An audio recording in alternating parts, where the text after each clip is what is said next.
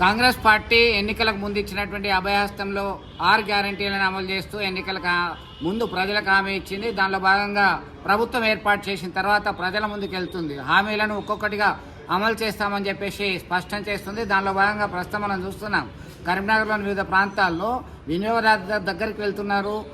Aadhaar card, current బిల్లుకు సంబంధించినటువంటి సమాచారము, వైట్ రేషన్ కార్డు, ఈ 3 డీటెయిల్స్ తీసుకొని ప్రజాపాలన దరఖాస్తుల్లో చేసినటువంటి ఆ రసీదును పరిశీలిస్తూ ఆన్లైన్లో ఎన్రోల్ చేస్తున్నారు. దీనికి సంబంధించి మరింత సమాచారం మనం తెలుసుకుందాం. ఆఫీసర్స్ కూడా అందరికీ అన్నారు.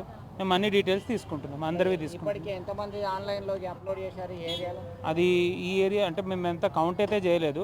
వచ్చిన వాళ్ళు అందరివి తీసుకుంటాం. మేమే వెళ్తున్నాం. యాక్చువల్గా మేము వెళ్తూ ఇక్కడికి వచ్చాము. వాళ్ళు మాతో పాటు వచ్చారు కాబట్టి మేమే తీసుకుంటాం. అన్ని ఏరియాస్కి తిరుగుతూ వస్తున్నాం. మేము బిల్లు కొట్టిన టైంకే మేము వెళ్తున్నాము, వాళ్ళు తెచ్చుకుంటున్నాం.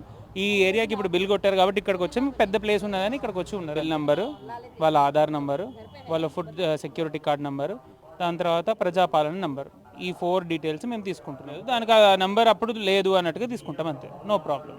ఫర్నిష్డ్, నాట్ ఫర్నిష్డ్, అంతే. వస్తున్నారు. ఆధార్తో పాటు విద్యుత్ బిల్లుకు సంబంధించినటువంటి ఆ మీటర్ నెంబర్, ఆ సంఖ్య, అలాగే మనం చూస్తున్నాం ఒక వ్యాన్ పెట్టి కూడా తిరుగుతున్నారు. ఆడ ఒక జీప్లో వస్తున్నారు.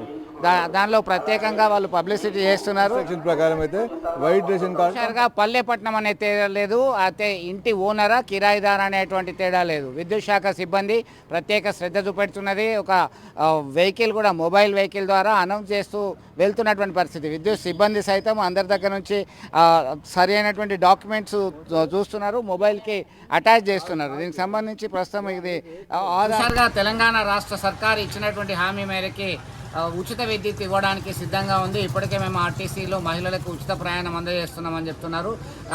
ప్రతి గ్రామము పట్టణం అనేటువంటి తేడా లేదు, కిరాయిదార ఓనర్ అనేటువంటి తేడా లేదు. ఎవరికైతే విద్యుత్ బిల్లు 200 యూనిట్లకు లోపల వస్తుందో వాళ్ళందరికీ కూడా ఫ్రీ కరెంట్ ఇవ్వడానికి సిద్ధమని చెప్పేసి వాళ్ళ దగ్గరికి వెళ్తున్నారు. ఒకటి ఆధార్ కార్డు, రెండవది విద్యుత్ మీటర్కి సంబంధించినటువంటి బిల్లు, అలాగే ration card, white ration card, ఈ డీటెయిల్స్ అందరూ కూడా తీసుకుంటున్నారు. పైగా ఎవరైతే ప్రజాపాలనలో దరఖాస్తు ఇచ్చారో ఆ దరఖాస్తుకు సంబంధించినటువంటి ప్రతిని పరిశీలిస్తున్నారు. దరఖాస్తు చేసుకున్నప్పటికీ వాళ్ళకి కూడా అవకాశం కల్పిస్తామని విద్యుత్ సిబ్బంది వీధి తిరుగుతూ ప్రజలకి అవేర్నెస్ కల్పిస్తున్నటువంటి పరిస్థితి చూడవచ్చు. వీడియో జర్నలిస్ట్ సుమంత్తో కలిసి చంద్రశేఖర్, RTV, కరీంనగర్.